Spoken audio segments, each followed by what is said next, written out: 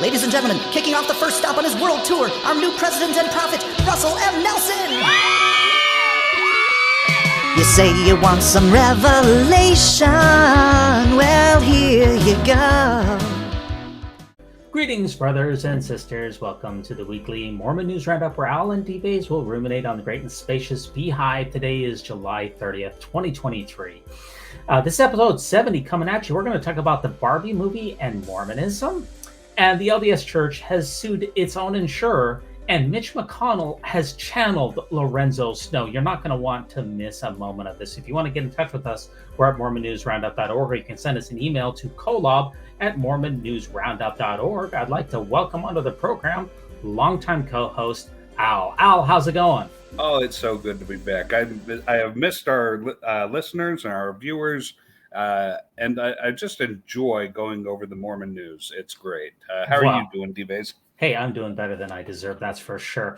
Now, if you want to send us a voicemail, you can come on over to Spotify, and we'd be happy to play that on our next episode. And or you can support this podcast by going on to Patreon and making a donation. That does bring us to our very first joke of the week. Of course, Al, we always have a joke of the week, right? Yes, we do, and it's always pertaining to Mormonism. Yeah, so, Mitch McConnell, he had a medical scare here this last week. We definitely wish him the very best, but somebody pointed out, Al, that he actually channeled Lorenzo Snow from the Windows of Heaven movie. Yeah. Yep. I do. I remember this. Yeah, he chatted. The dramatic pause. That's a well-known Mormon cinematic technique. And Al, you know a thing or two about the Windows of Heaven movie because you helped me do that Mormon movie review. Remember? I do. Yeah, and Lethe, there she is, Lethe Tage. She's wonderful. Yeah.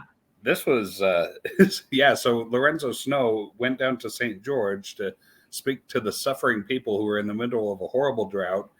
And in the middle of his talk, he just stopped. A lot like Mitch McConnell did this last week, just stopped.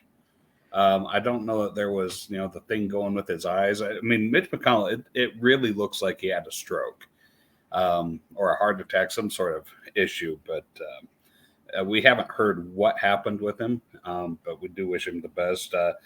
However, unlike Lorenzo Snow, he didn't go on to say, hey, you all need to start giving 10% of your income to the United States government. So a little different than what happened with Lorenzo Snow afterwards, but hey. Yeah. But the dramatic pause is a well-known cinematic technique, and it seems like Mitch McConnell is in good company. But in all seriousness, we certainly hope that Mitch McConnell is doing well, that he's feeling well. I know he's had some health challenges, some concussions. He's had some falls. And we definitely hope that he is going to recover and that whatever happened is that he does well. I just thought it was amusing that people were pointing out the difference between they were both very, very old as well during their dramatic pause. Yes, they were. Yeah, they were. Now, another article that came up this week here, we got a lot of news to get through here. This is from Lori Daybell, Al. She's back in the news here, how you can watch Lori Vallow Daybell's sentencing and what we can expect at the hearing here. She is scheduled to be sentenced just tomorrow on July 31st in the Fremont County, this is Idaho, Fremont County courtroom. Of course, she was found guilty back in May of conspiring to commit murder and first-degree murder of her children, Joshua J.J. Vallow and Tylee Ryan. And of course, Al, we did a big review of the Sins of Our Mother complete miniseries, right? Yeah, we did. And boy, if you haven't seen it, it's very much worth the watch. I don't know how many people realize that she has another son, an older son, that she didn't murder. And if you watch the show, you'll realize that he's one of the few people in her family that she hasn't murdered. It's so bizarre, but excellent show. You need to watch it. Yeah, Sins of Our Mother definitely is a very, very good show. And, Chad Daybell, he's not going to be there to be able to review. He's not going to be there to be able to watch this because his trial is coming up soon. But, certain people are going to be allowed to be in the court trial. Certain people are not going to be allowed to be in the court trial. Or certainly expecting to see, the sentencing portion. You have, dramatic statements that are going to be given by the people who are affected by Lori Vallow Daybell and by Chad Daybell. And, it's a really sad situation. There's going to be limited seating in the courtroom, so you can watch it. They are going to have live seating, but it's also going to be available for streaming. You can stream it live as well. So, the Doomsday Mom, she is continuing to take up oxygen, and for one, I'm looking forward to hopefully seeing justice served. Yeah, let's let her take a couple of more incarcerated oxygen rather than the free oxygen we got. That sounds like an absolutely tremendous idea. Now, let us take us to our next article here, Al, which is Latter-day Saints gather to remember the inspired life of Sister Patricia Holland.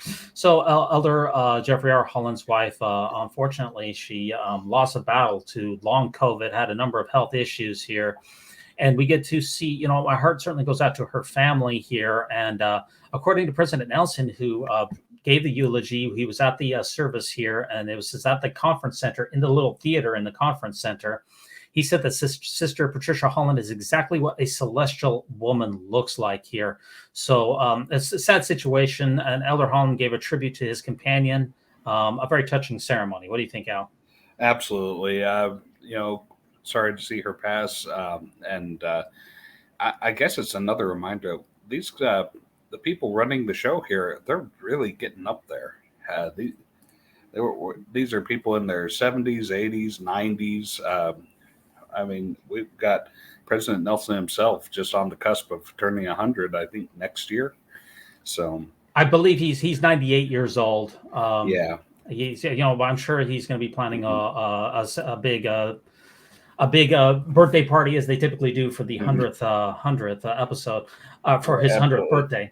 The one thing here that strikes me, Al, as a little bit odd here is if you take a look at the photos here in prime real estate location, you have the big red chairs here that are typically reserved for the general authorities. They're like the famous, they're in general conference.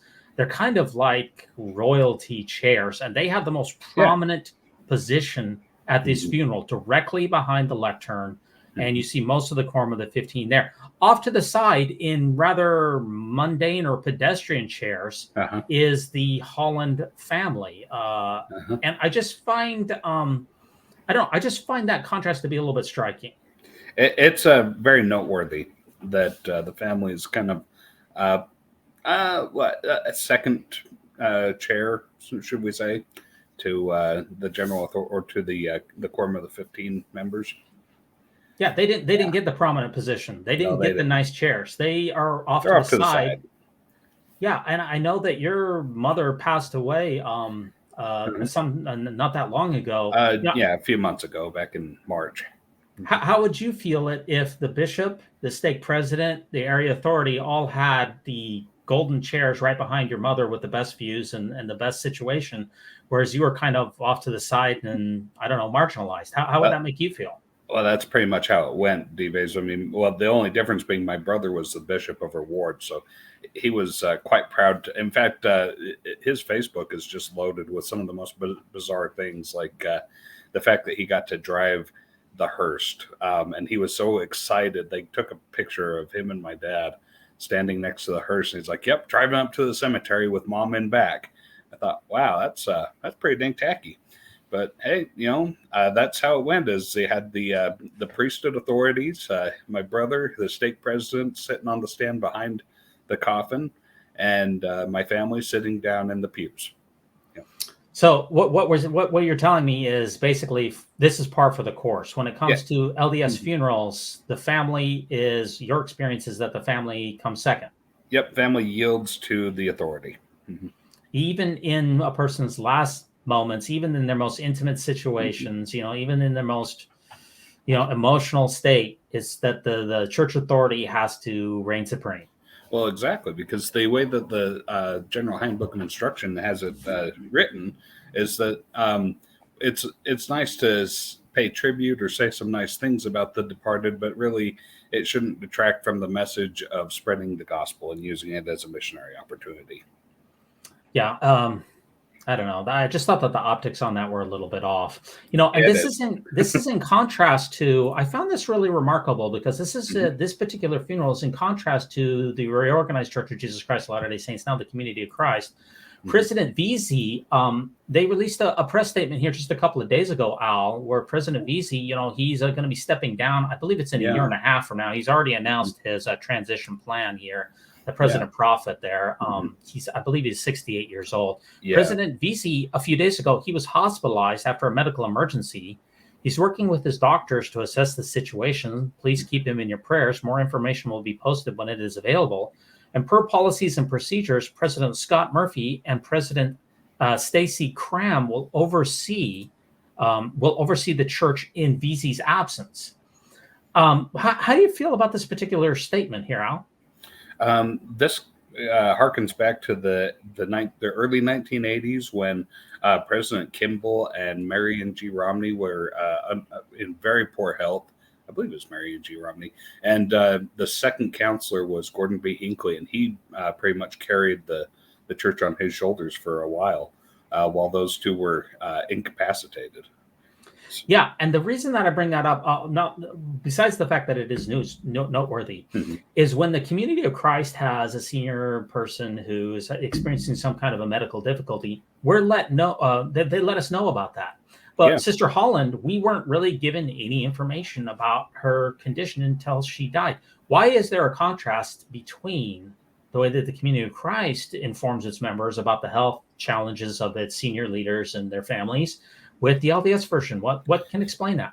Well, there's a couple of stark contrasts here. The one being, you could make the argument that, a person's medical conditions are their own private business and they're not for public scrutiny. But is that really the case when it comes to someone that's taken such a public life and, chosen to go the path of being a very outspoken leader? You kind of give up certain amounts of privacy that the general John Q. public would enjoy during these times. So I really respect the Community of Christ Church for being so forthright with telling people about what's going on and what their situation is with President Veazey. Yeah, they have a plan. If something has happened, we're not given all of the information, and probably we shouldn't be given every little bit of information. I mean, someone's private medical, what's happening to them medically, privately, some of that should be kept confidential. We don't need to know every single procedure that someone's under, even if they are a public figure. But to know the fact that there is an issue that's happening, and then there is a plan that's in place with the Community of Christ that says during his absence, that we have a procedure in place so that the church will continue to govern. The LDS Church has absolutely nothing in place. And I just found the contrast between Patricia Holland, I know she's not a church leader, but Patricia Holland's sudden death and President Veazey's, the information that we got about him, I just find that the contrast to be very interesting. Well, exactly. We know that President Holland himself, or not President, Jeffrey Holland himself has been Elder Holland. That's what I'm looking for. He's been kind of incapacitated himself this past year, and they said that it was because of COVID, and that he was kind of taking a step back. I think he missed the April conference because of it. Right. But I'm assuming that his wife and him both caught COVID around the same time, and it sounds like he's probably surviving this, and she just didn't. Yeah, that's very tragic. My heart goes out to any of the Holland family, and I certainly wish Elder Holland that he's able to get through this difficult time. Yeah. Now, unfortunately, this is kind of an odd transition here, but it is what it is. Our next article here, Al, did you watch the Barbie movie? Did you? I'll tell you, I haven't watched the Barbie movie yet, but I have been told by several coworkers, several friends that I need to go and see this. It's an excellent movie, and people are just loving it, except for, I guess it's getting a lot of hate from the right wing in the media. But besides that, this article I really enjoyed because something that a lot of LDS people enjoy doing is going over which celebrities are LDS or formerly were LDS. And Ryan Gosling is one that he grew up in the LDS religion. And that's what this article's about. Yeah, this was published on fandomwire.com. This was published on July 22nd, 2023. And Ryan Gosling, my parents were more Mormon than I was. Barbie star Ryan Gosling was raised by a, quote, religious zealot, quote, and he hated his childhood. Yeah, that quote, religious zealot, that's not from him. That's from his mother. His mother admitted that, he was raised by a religious zealot. In fact, there it is. Yep. So yeah, my mother. My mother admits it. She says you were raised by a religious zealot. She's different now, but at the time, it was part of everything. What they ate, how they thought. So this is not a legendary. There's a lot of legendary Mormon stories about people who were raised LDS or who currently are LDS. This is one that's been confirmed. And basically, Ryan Gosling is having a major ex-Mormon moment. It sure is. He says, I've really distanced myself from the church ever since he was a child, really. Let's see. He was the first Mouseketeer with the Mickey Mouse Club from Canada, is what they said. So, and he went to stardom at a fairly young age, grew up on the screen, and he's an excellent actor. People have loved him, and I think he was a great cast for the role of Ken, so I'm excited to see it because I've seen his acting chops, and boy, he's good. Yeah, I did watch the movie. I really enjoyed it. I thought it was a fun movie. It pokes a lot of fun to the patriarchy. There's no doubt about it. I thought that some people took great offense to it, but I found it all to be very tongue in cheek. So I enjoyed that kind of thing. What happened to his childhood? It says his mother is different now. Well, what happened is there was in his LDS, when he was raised LDS, there was domestic violence on both sides, mother to father, father to mother. He also grappled with learning difficulties, and he had ADHD. He had very low self-esteem growing up. And as you mentioned, he became a Mouseketeer. He has the ability to sing, dance, and act. A true triple threat. When you watch the movie, you can see he sang 2 songs in the movie. And he used his real voice in singing them, whereas Barbie, she only sang 1 song, and my understanding was not her voice. So, as far as an ex-Mormon moment is concerned, for me, this could be the biggest ex-Mormon moment of the year. Something that Mormons are really big into is the theater. They're big into dramatics. They're big into dancing. They're big into singing. I mean, this is something that. There's a lot of talent within the LDS community, and so I'm glad to see that. Here's a little residual of that being on stage. I'm not sure if it's the church that produces it or if it's just attracting the talent, but boy, it's coming out of the LDS church, and even if he's out of the church, he was once in there, and he's doing great. Yeah, I definitely, I highly recommend the movie. I found it to be very amusing, very fun, a nice light take on it. I don't take anything in the movie too seriously. I don't think that they're trying to preach anything. I think that they were trying to poke a lot of fun at a lot of things, and I think there was a lot of laugh out loud moments in it. So I think you'd enjoy. I definitely think you'd enjoy seeing it for sure. Now, our next article, this next article came out of the Salt Lake Tribune here. This is unfortunate here. LDS missionaries killed in the South Pacific becomes the 5th to die this year. So this was a couple from Utah, and they were serving in Vanuatu when a head-on collision occurred. And Al, I mean, you served in the South Pacific here. What's your reaction to this article? Well, this article, it is tragic. There's the couple there. They were in a head-on collision when a car traveling the opposite direction of them veered into their lane and had a head-on collision with them. I guess he survived, but she succumbed to her injuries. And it was tragic, but that we've talked about a lot of the. In fact, we've got an article later on in the show that we're going to talk about things that were preventable. But this one, it wasn't preventable. These things happen. There's been several of the deaths that have occurred so far this year have been car accidents. That can happen to anyone. And then there was one that was a 20-year-old kid from Layton, or in the Layton mission. And his accident was that he was just being a stupid kid, being what a typical young man in his 20s would do. He's doing a stunt, tried to jump over an electric scooter, and fell wrong, and then succumbed to his injuries. I mean, it's tragic, but these things they also happen to anyone, and it's not statistically significant, I would say, that these deaths are happening. Yeah, so this is the fifth LDS death, at least that I've been able to track this year, or based on the Salt Lake Tribune's reporting. The first was a 26-year-old missionary who he began feeling ill, and then he died a short time later. And the second one was a 20-year-old missionary from Guatemala. She eventually ended up being diagnosed with leukemia. The third was a missionary, as you mentioned, with the electric scooter. And the fourth one was from Alaska, and he was hit by a car accident. So these are very, very tragic situations, and something that is very, very sad. I tried to look it up because the church doesn't maintain any statistics that are releasable to the public about this. And it looks like, on average, that a missionary, either a service missionary or proselytizing missionary for the Church of Jesus Christ of Latter-day Saints, one dies on average every single month.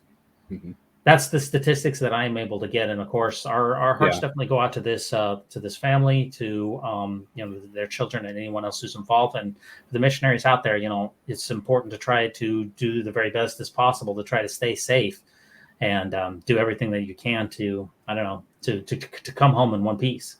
Yep. Keep praying for the missionaries.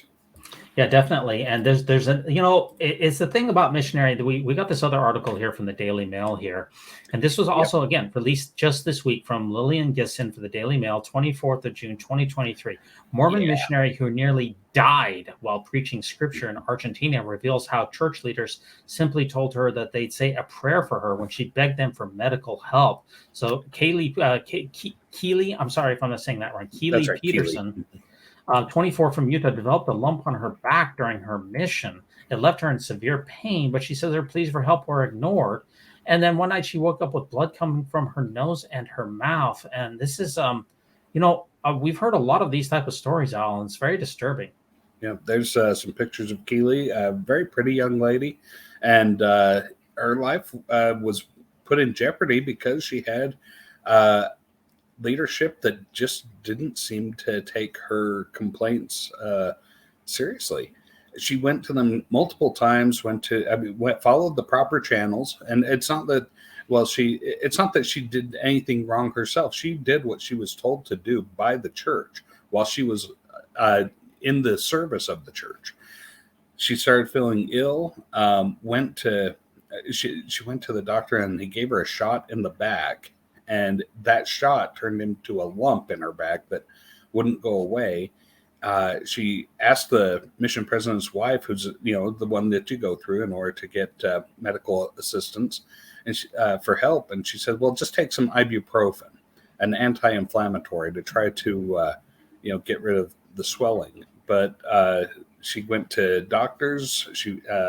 And they gave her muscle relaxers, and she talked about a lot of the hardships of a mission that, you see her there eating pizza with somebody, but she said that they were only allowed $50 per month for food. $50. Yeah.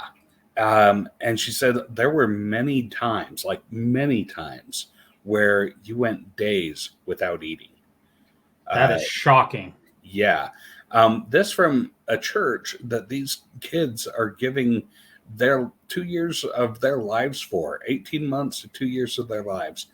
And the church is only giving them $50 for food a month. It doesn't go very far. And they're, and then beyond that, they're denying her medical treatment while she's supposed to be in their care. I'll tell you something, D-Bays. I have a nephew that's going to be leaving on a mission to South America next month. Mm-hmm. I'm really worried about him.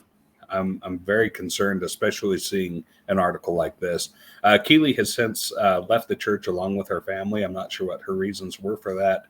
But, I think that the church owes her a big apology for not giving her the care that she needed while she was in their service.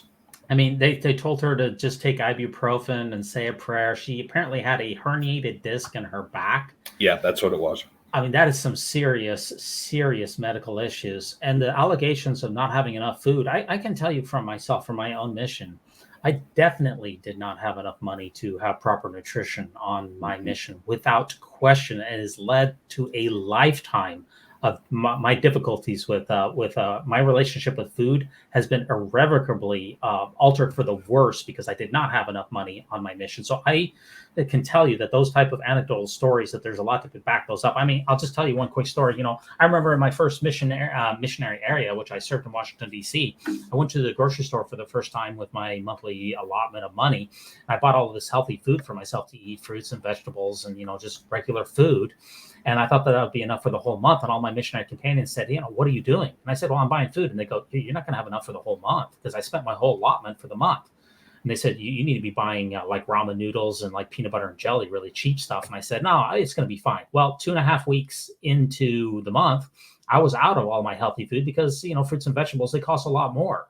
And I soon realized that the amount of money that I had in my mission was not enough to be able to eat a healthy diet for an entire month. And I had to mooch money. I had to mooch food off of my fellow missionaries for the last 1.5 weeks. And that's when I started shopping like they did, which was what food that was not at all nutritious and was really, I don't know, just like starch. Yeah, exactly. So, I mean, I also, you know, there's a lot of anecdotes. In my opinion, I didn't also get the proper medical treatment during my mission as well. I had a number of, I would say, minor medical issues, and I don't think that I was treated properly for those medical issues. So this article for me with a missionary who was killed in the South Pacific, and then another missionary who said that she didn't have enough money for food and that her medical issues were not taken seriously. That just hits really close to home for me because that is the exact same experience that I went through as a missionary myself.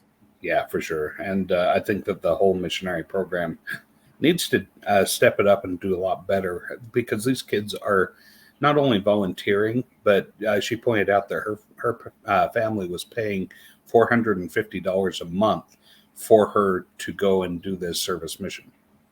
It wasn't a service mission. It was a proselyting mission, but right. It was an act of service on her part.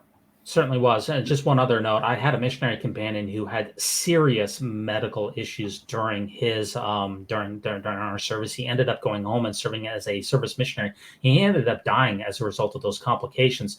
It seems like we're sending people out into the field who may be suffering from serious medical issues. When they have the serious medical issues, they're not taken seriously. It's a very dangerous endeavor. And obviously, you know, getting hit by a car, that's probably not a preventable situation. You know, I don't know the circumstances, but unfortunately, a lot of car accidents is unavoidable, but the rest of these issues are completely avoidable. Mm-hmm. And this is just a really, really sad situation. Any last thoughts on this? No, but I do wish Keely, it sounds like she had a full recovery and wish her a happy life going forward.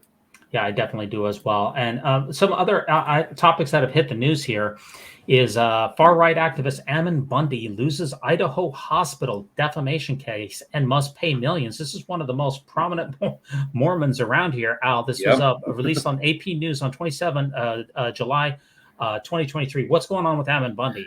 Okay, so Ammon Bundy, he's the guy that took over the National Park ranger station up in Washington a couple years back. I believe it's Oregon. Oh, Oregon. That's right. Yeah, I'm sorry. No, somewhere in the Northwest.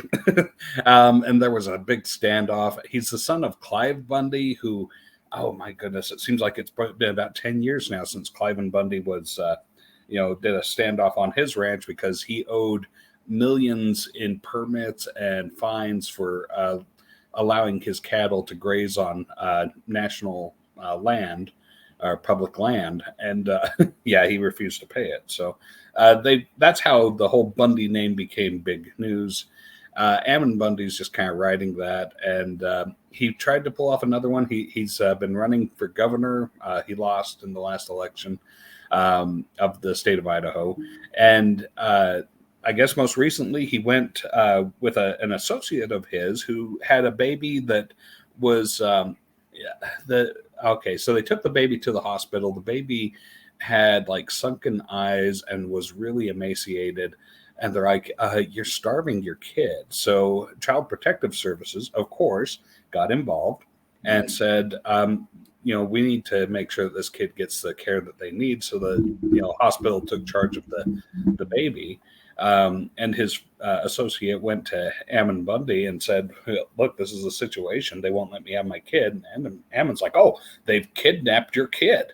and made a big deal out of it. Said, well, there's nothing wrong with the kid. I guess, Dr. Ammon diagnosed the kid with having some sort of disorder that just caused him to throw up anything that he ate other than his mother's breast milk. And, I'm not even sure if he saw the kid before he diagnosed him like that. But furthermore, Ammon Bundy is not a doctor. And he did a big standoff at the, St. Luke's. St. Luke's, that's the one. Yeah, St. Luke's Hospital. And so St. Luke's Hospital sued him because of how much disruption there was. Now, because Ammon Bundy likes to get with these standoffs, a lot of times what they enforce these standoffs with is firearms. So a lot of his followers that were there with him had weapons. And helicopters, life flight helicopters, people driving to the emergency room, ambulances were having to turn away and find another hospital because they just didn't want to get shot, even by accident. Okay. Right. I mean, so he told his followers to protest at the hospital, which shut the hospital down for quite some time, and also to go to the hospital workers' private residences. This shut the hospital down, I think, for a couple of days. That's why the hospital took him to court, sued him for $50 million. Now he's on the hook for it. Yeah. And the reason why? He didn't bother to show up to court in his defense.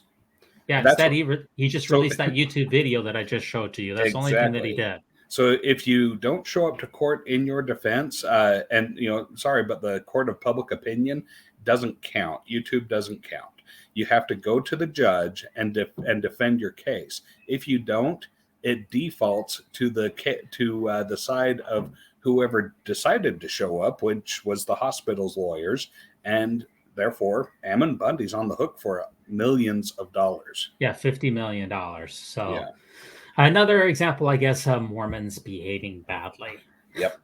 I wouldn't really cover this, honestly, Al, that much if you would get something like this out of the church news. That's it. For me, if I could read to the church news and get all of these articles here about missionaries who passed away, who had medical issues, about these different things, Lori Daybell, there would be no need for this program. But we're not going to get the complete picture of the Church of Jesus Christ of Latter-day Saints by reading just KSL, Deseret News, and the church news, right? For sure. Yeah. Now, for our listeners out there, would you drop us a like, drop us a subscription, drop us a thumbs up? We'd be very grateful for that. Now, this next article, Al, this is a big article here. The church is suing. The church, it seems like every single week is suing someone. We covered last week that the church is suing over the Cody, Wyoming temple. And the church is also threatening to sue in Heber, the Wasatch County as well, to get the temple through there. But that's not the only lawsuit. The church has been involved with a number of lawsuits. The church filed an amicus brief with the that went to the Supreme Court a little while ago about the couple in Colorado, or about the individual in Colorado who refused to make the a gay website for a couple for their wedding. The church filed an amicus brief on that. The church is always in litigation. And this one really surprised me, Al. The title of this is from Fox 13 News, fox13now.com. LDS Church sues insurance providers over sex abuse settlement costs. So this was posted by Ben Winslow on July 27, 2023. Al, who is the church suing this time and why? Okay, so the LDS Church got sued by a victim of sex abuse, someone who had a member of the church in a leadership position, in this case I believe it was a bishop, that abused them in West Virginia. The insurance company is based out of Pennsylvania. The LDS Church, of course, is based out of Salt Lake City, Utah. So what this is the church lost the settlement, lost the settlement in West Virginia. Right. Their insurance company out of Pennsylvania had the way that settlement insurance goes is they say, well, basically if you pay your deductible, then we'll cover anything above that, right? Okay. But just like any insurance company, they don't want to pay any more than they have to, right? So they're going to look at this and say, well, you didn't really meet all the criteria to qualify for a deductible. You're going to be on the hook for 100% of it. So that's where we're getting into what this settlement, what this lawsuit's about is the LDS Church. There's a lot of legalese. You can read the lawsuit paperwork on this article. But the legalese essentially breaks it down to that the church is saying this, the insurance company is saying that, and they want the court to make the decision. Does the insurance company have to come up with the amount above that deductible amount, or does the church have to pay 100% of the settlement cost? Yeah. I mean, the church already settled the litigation. They said, okay, we're going to settle this. And this is what, I guess I'm just very ignorant in this, Al, because I thought that all of these sexual abuse cases that the church settles, there's probably hundreds or even thousands of them that were not made aware of whatsoever, because the church, when they settled them, most likely they give the victims a non-disclosure agreement that says that if you go to the media or if you make a big deal out of this, then you'll be on the hook for your settlement amount. So we're not told of the dozens, hundreds, or even thousands of cases. The only reason we're told of this West Virginia case is because it's gone to litigation here. And this is the ignorant part for me.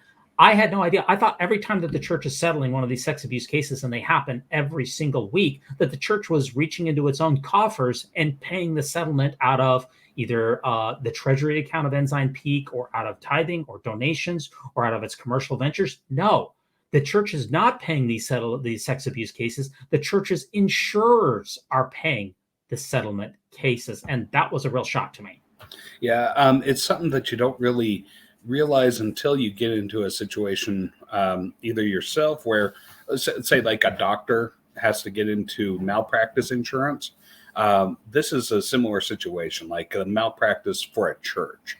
And the insurance has said, no, you guys did the wrongdoing. You got to be responsible for it. And so this would be like a doctor getting sued and his malpractice insurance saying, we're not going to cover it. You botched the surgery. Yeah. Yeah. So, I mean, this is the first time that I've heard what the church's insurers are. I mean, maybe other people are aware of that, but I'm not. The church has National Union Insurance and also ACE Property and Casualty Company, which they use to cover the financial settlements at this particular time.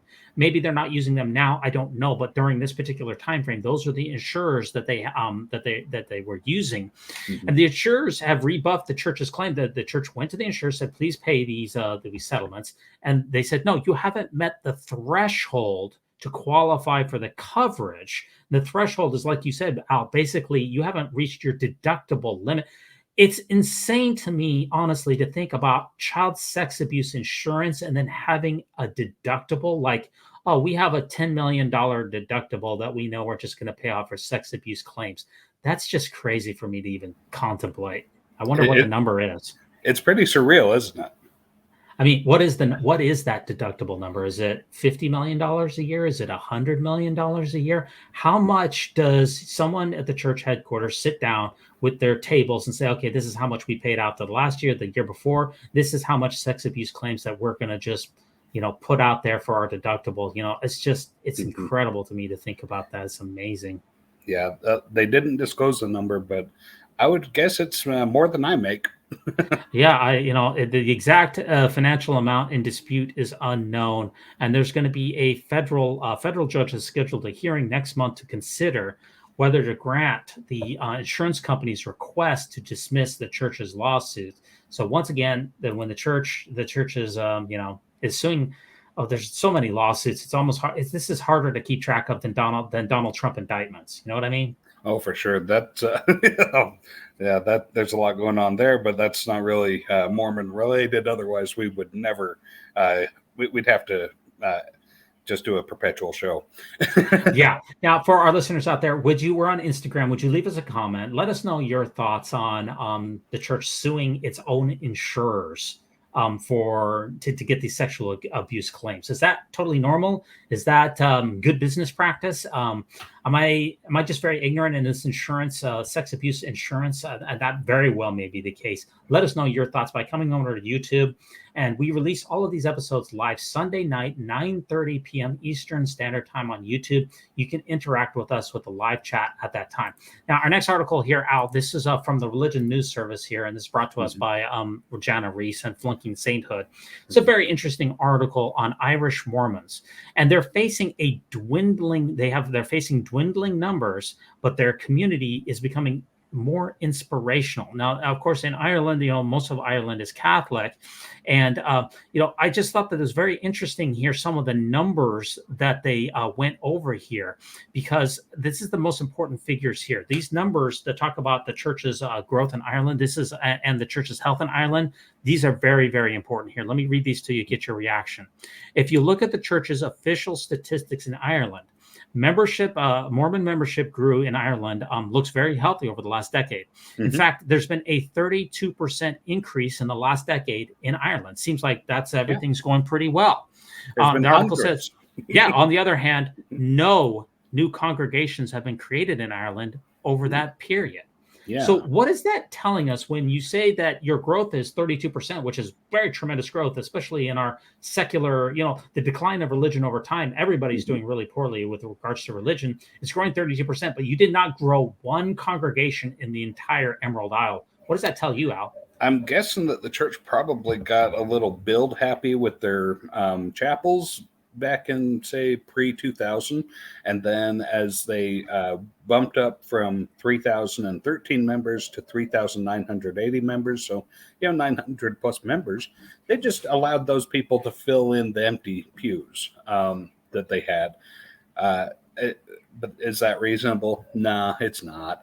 That's just the best justification I can give for it, because really,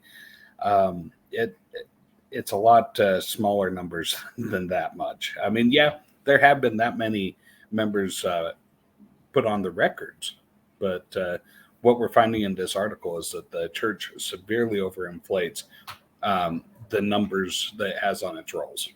I mean, that is a lot of empty. You said fill the empty pews. That's a lot of empty pews. That's an entire stake. That's like 10 congregations of empty pews where people are still not filling it up here. And I just want to show one more item from this. What's more, this is from the article. What's more, according to recently released 2022 census in Ireland, only 1,100 people in Ireland said that they were Mormons. That's a figure that includes both adults and children. So the church, this is important here, the church is reporting about 4,000 members in 2022, but only 1,000 of them actually identify in the census as LDS. That means that 72% of those that the church claims as members do not declare themselves as such. And of course, as you know, just declaring that you're LDS doesn't even mean that you go to church whatsoever. You can be, affiliate yourself as LDS and never have attended for quite some time and only be barely, mentally part of the religion. We're talking about people who actually attend the pews. We're talking about in the teens here, teens. Yeah.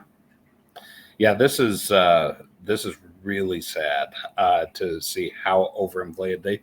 The lady who did the study, not Jana Reese, but the lady who did the study, she actually looked at a ward of 70 people and a branch of 30, and she started looking at the numbers and seeing how all this was going together, because what she initially looked into was, it seems like if you're Irish, you're Catholic. And the reason being because the Republic of Ireland, when they seceded from England, England is Protestant. So they said, we're going to be Catholic because we don't want anything of our colonizers, right? Pretty typical. But what she was finding is a lot of the non-Catholic religions in Ireland typically have non-white members, say like Islam or Hindu. Right. Yeah.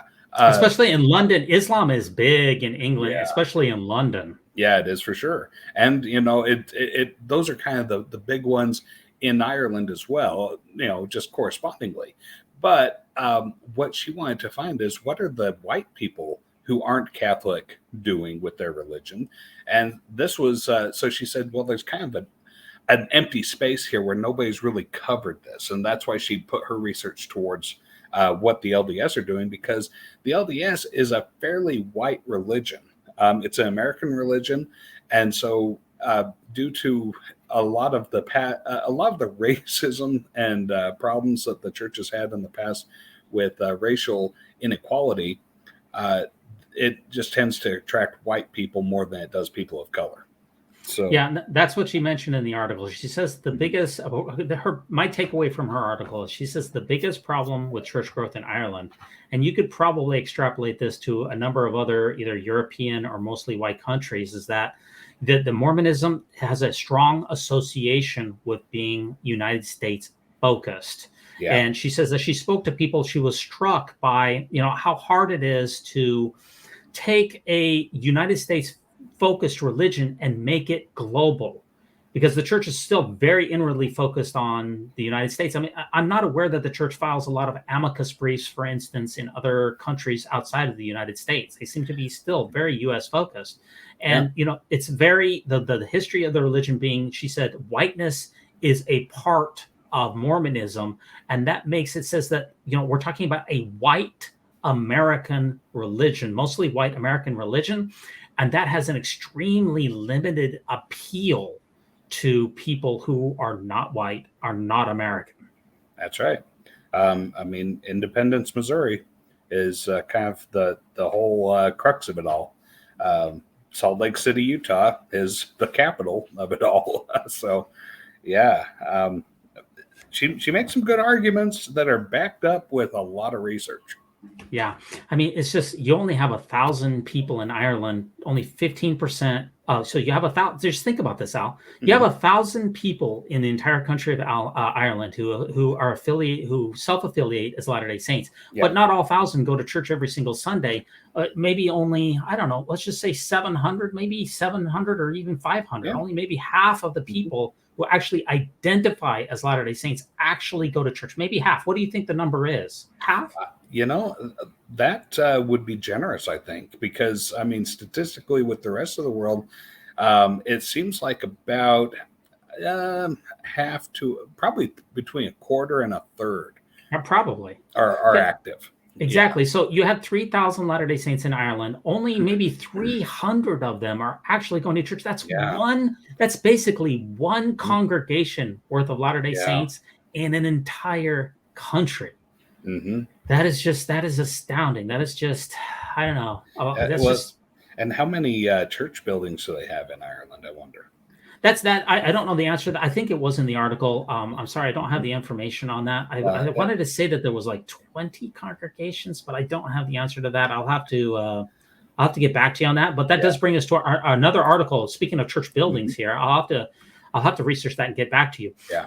Somebody did an interesting visualization here on LDS church buildings, and they did this using the LDS Meeting House Locator tool.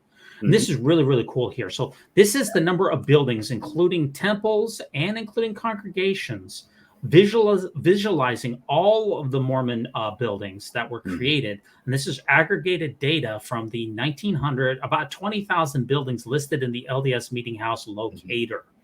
Okay, so there's 20. Remember, we have in the church, there's 30,000 total congregations in the church. But as we know, some of them share buildings, right? Yeah, exactly. So that's with 30,000 congregations. What percent do you think actually share a building out of all congregations? What do you think, Al? It seems like you have 2 to 3 congregations per building. So I'm guessing that you probably have at least 80% sharing buildings. Well, Al, you're United States focused, my friend. You're in Utah. Yes, I am. Okay, you're in Utah. when we're in Laos, when we're in Singapore, when we're in Cambodia, where you have an entire, like, let's say you're in Phnom Penh, Cambodia, the capital city, you're only going to have one congregation. That those are going to be single-use chapels. So yes, in Utah, the percent is very high, 80%. But as you get out from the Mormon corridor, the number is far, far less, Okay. So that's why this number says with 30,000 congregations, there's actually 20,000 buildings. Okay. So it's almost 1 to 1. Wow. Yeah, so only that tells you that only about 50% of the buildings are shared. Think about that. Mm-hmm. Remember, so 20,000 buildings, 50% of that would be 10,000. That'd be another 10,000 buildings. Mm-hmm. So according to this information, 50% of LDS meeting houses are actually shared with a different congregation, have multiple congregations. Mm-hmm. Only half. Yeah. Okay. Wow. That's a little lower than I thought, but yeah, that's again, yeah. We're both from Utah, so when you get out from Utah, there's a lot less sharing that goes on. Anyway, Yeah. So this is the tool here that helps you visualize when these buildings were when they were created, when they existed. So back in it's interesting here, 1950, we're looking at about only about 50 total existing buildings that were created that year. Created, not total. Yeah. Okay, created that year. And remember, in 1960, we had the big building spree that went on under President McKee and his counselor. What was his name? Morrill. I forget his name. I think it was Joseph Morrow. Anyway, they about bankrupted the church because they built so many buildings. That's where that spike is. Yeah. Then we had the incredible growth in the 1980s, and that's where we saw, like in 1983, like 700 buildings created. In 2000, 600 buildings created. But what do we see the total? What is your total takeaway from this graph here? It follows a lot of the church growth, I think, because when we look at what the church growth has been.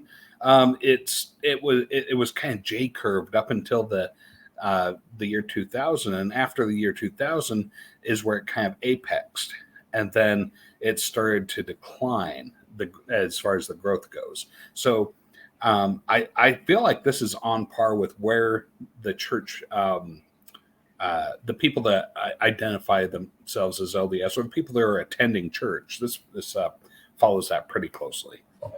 Yeah, it definitely does. And if you take into account, especially since 2020, if you look again, we're back to only creating maybe 100 buildings.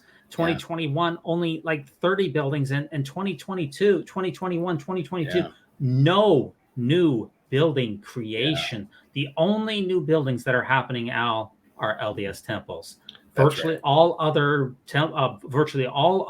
congregation level buildings, that's wards and branches, that has practically come to a complete halt. As we saw in Ireland, they packed them all into into no new congregations. And for the last couple of years in the United States, I think the church only grew something like 50,000 members in the last couple of years in the United States, and they fit all of those once again into only one new stake. Okay, so we're seeing every time in the church gains converts that they just pack them into existing buildings, and that the chapel level construction has almost completely come to a halt. I find that to be very interesting. It really is. Yeah. Now we have two last articles here to go through here, and I think they're all. We only cover the best, hopefully the most interesting articles here. This really caught my attention. This really went viral as well. Daily Mail: monstrous Mormon children's entertainer Paul McKee jailed for 30 years after he was extradited from Thailand to answer for a string of sexual offenses against young girls, some of whom were barely out of nappies. So Paul McKee, of age 57, was convicted of 13 sexual offenses. And I looked at this and I said, why have I never heard of this guy before, Al? And apparently he is. I looked this up on a number of locations. He is apparently a Mormon, Al. Yeah. But according to this article, it just seems like they refer to him as a Mormon because of the alliteration with monstrous. It doesn't mention any significance behind his religious background at all. Just the fact that he was a Mormon, monstrous and Mormon. Otherwise it would have said maybe monstrous male or monstrous McKee. I don't know.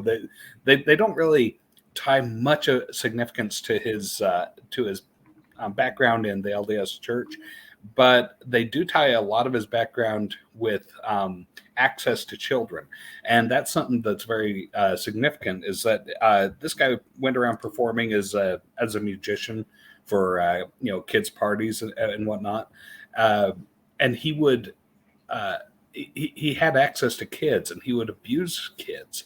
And when you're in the LDS Church, you have a lot of access to kids, especially as like a priesthood holder.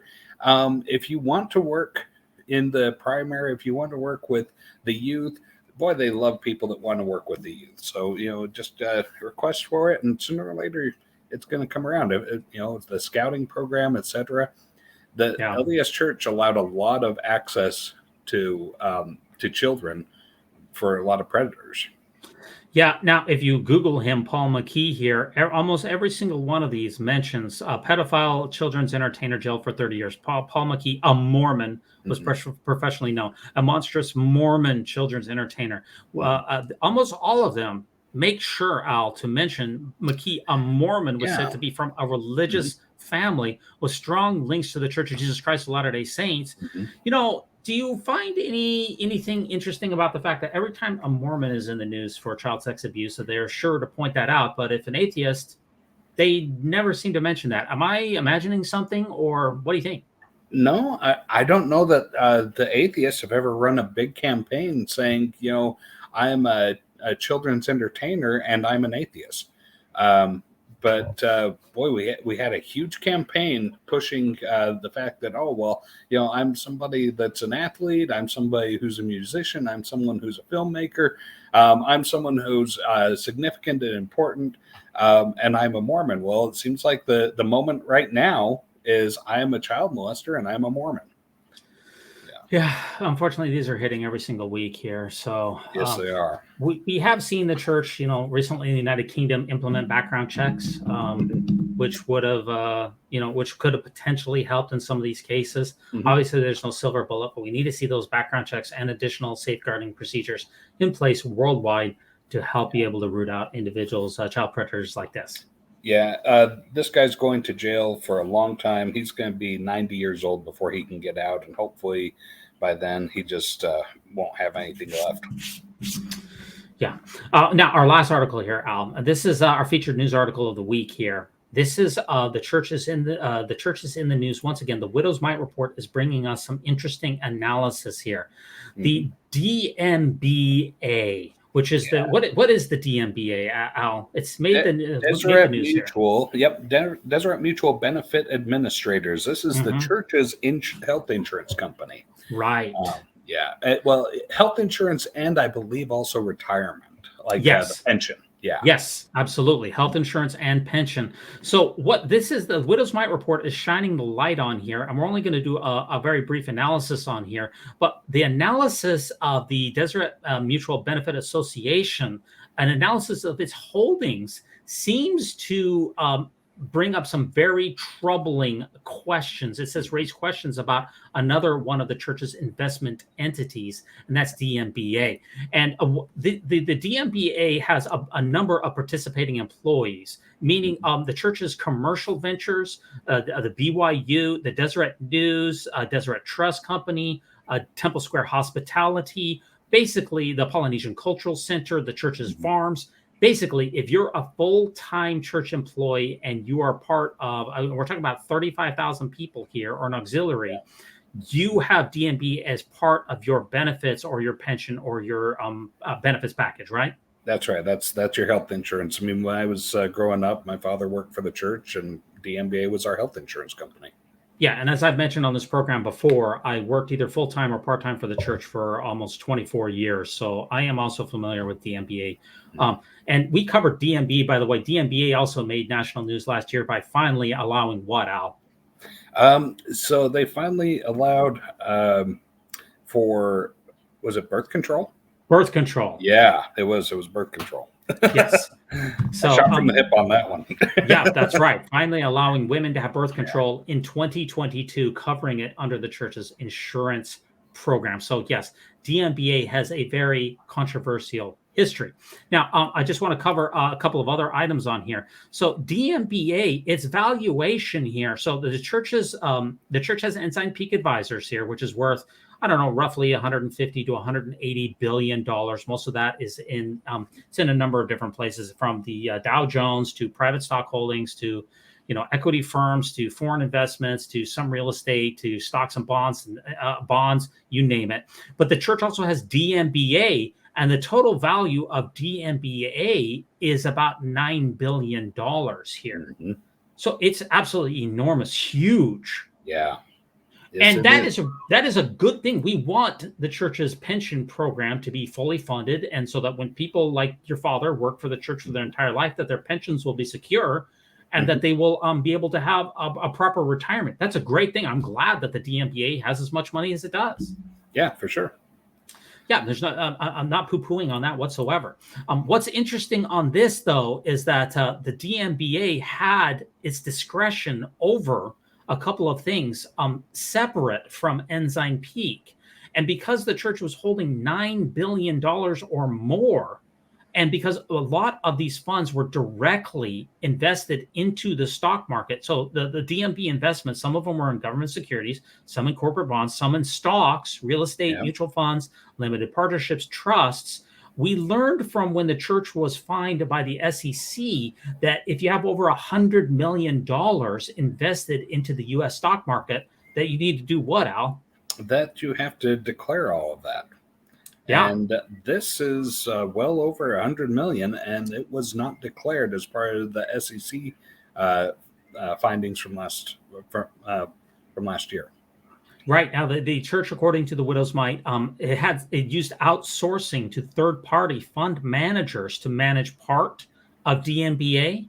So, I mean, DMBA wasn't managing the full $9 billion portfolio. They had a number of other people who were third-party managers for it. But according to the Widow's Mite report, it looks like there was at least a significant period of time in which a DMBA had over $100 million that it was directly managing itself.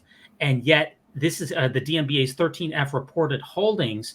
The DMBA did not file any of the required 13F holdings prior to 2020, but the Widow's Mite report analysis shows. See, this is the money slide here.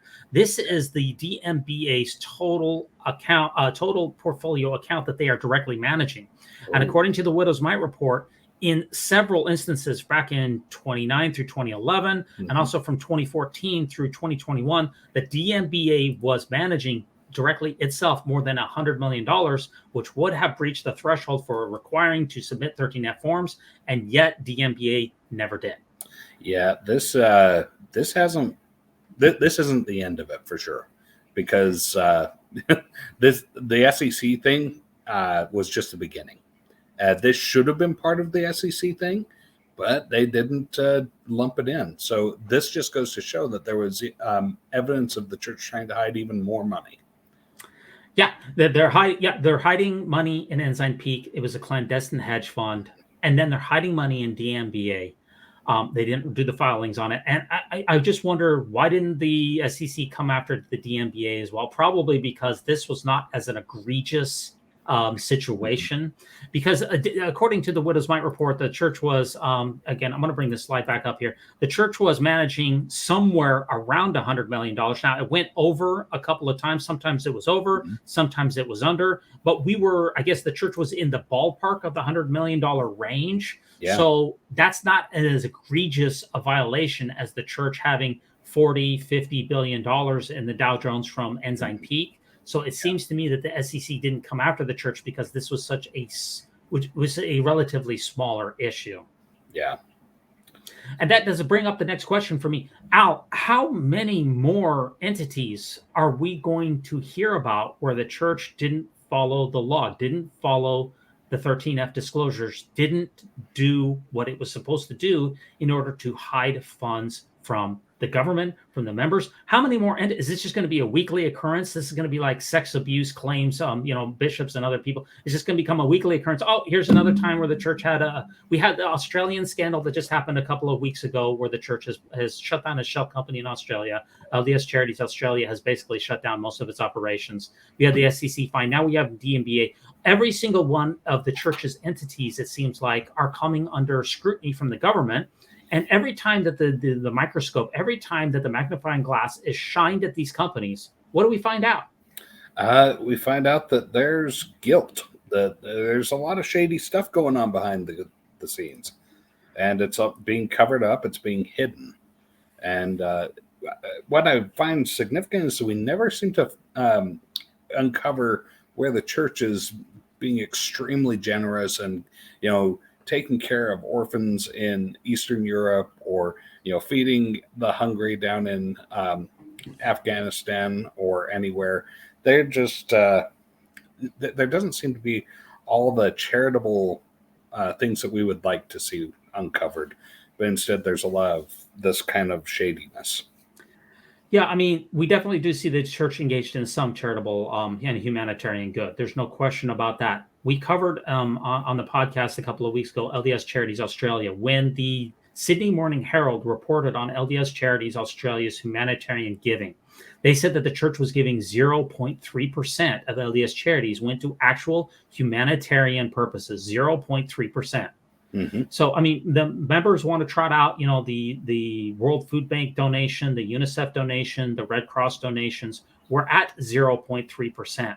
And then when we see the other business holdings and the other commercial ventures that the church is involved in, it seems like every time that we shine a spotlight on these things, what comes up is not good. And I just wonder, see, these are, the DMBA has to be publicly disclosed because it's over $100 million. Well, the churches has the Deseret Management Corporation, which is the umbrella corporation for the church. All of the church's commercial, all of its commercial ventures are rolled up under Deseret Management Corporation. When is the shoe going to drop for Deseret Management Corporation, where we're going to get a whistleblower? And mark my words, it's going to happen. Some whistleblower is going to shine a light on Deseret Management Corporation, and we're going to find out probably something similar as what we've seen with LDS Charities Australia, with Ensign Peak, with DMBA, and with what we saw last year with the church's scandal in Israel with the capital gains taxes with I forget the name of the firm that they were involved with Israel. I'm sorry, I can't remember the name of it off the top of my head, but when is the last shoe going to drop? I think that there needs to be a thorough audit. The FLDS had a situation where after Warren Jeffs was arrested, to build their case, they got a warrant to search the temple down in Texas, and that's where they found all the recordings and stuff that really nailed him to the wall. I think that's what's going to be required in order to get all of this done, is they're going to have to do a thorough audit of everything that the LDS Church has. They're going to have to go through the temples. They're going to have to open up the vault down in Cottonwood Canyon. They're going to have to go through the president's personal safe. They're going to have to bring it all out and go through all of it. The problem is that all of the private companies that the church holds, they don't have to report anything to anyone. They're all privately held, so there's not going to be any audit of anything unless we get another whistleblower, because we know that the church's internal audits from the church's general auditing department, they do absolutely nothing, because when the church was fined by the SEC, they said that the accounting department found nothing before the fine and they found nothing after the fine. So any internal church auditing is completely worthless, and there's no external organizations that are required to audit a number of these church private companies. So we have to wait for a whistleblower to come forward, and but it's going to happen. It happened at Ensign Peak. It happened, and it's going to happen again. It will, for sure. It's just a matter of time. Yeah, I want to thank our patrons, Sophronia, Colette, Mark S., Wendy, Mike L., and Eric for this week's for being our Patreon supporters. We want to thank you so much for listening with us. And Al, can you take us out? Yeah, we'd like to give some special thanks out to Weird Alma. He's a great guy, allowing us to use his music from Bandcamp.com for this episode's and every episode's music. And thank you so much for ruminating with us on the great and spacious beehive. And also remember, no unhallowed hand can stop this podcast from progressing. So long.